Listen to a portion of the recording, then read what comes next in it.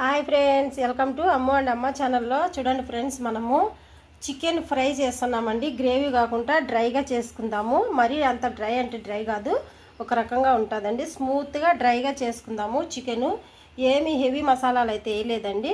చూడండి, నేను 1/2 kg chicken తీసుకున్నా. ఇలాగా శుభ్రంగా కడిగేసుకుని పెట్టేసుకున్నా, స్కిన్ లేనిది. ఒక 2 ఆనియన్స్, ఒక టమాటా అండి, కొంచెం కరివేపాకు. దీంట్లో కొత్తిమీర అయితే వేయనండి, నేను కరివేపాకు వేస్తా, మీకు నచ్చితే వేసుకోండి. ఇంకా 4-5 గార్లిక్ తీసుకున్నానండి.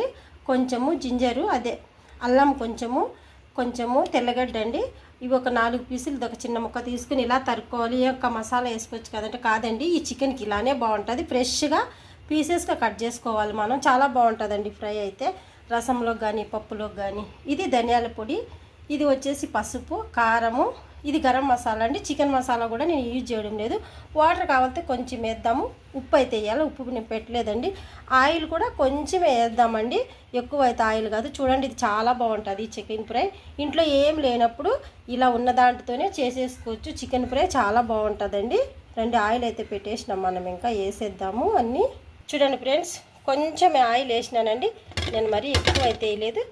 ఒక ఇలాంటిది 2 స్పూన్లు ఉంటుందండి. ఆయిల్ తక్కువ వేసుకున్నాను అన్న వాళ్ళు ఇలా చేసుకున్నారంటే చాలా బాగుంటుంది. మీకు చూపిస్తా చూడండి. ఒక 2 స్పూన్లు ఆయిల్ వేసినంతే, మరీ ఎక్కువ అయితే వేయలేదండి.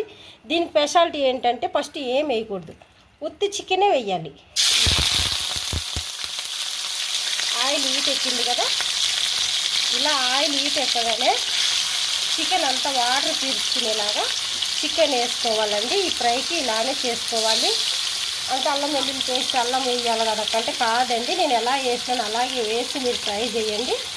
టేస్ట్ అయితే సూపర్ అయితే ఉంటుంది.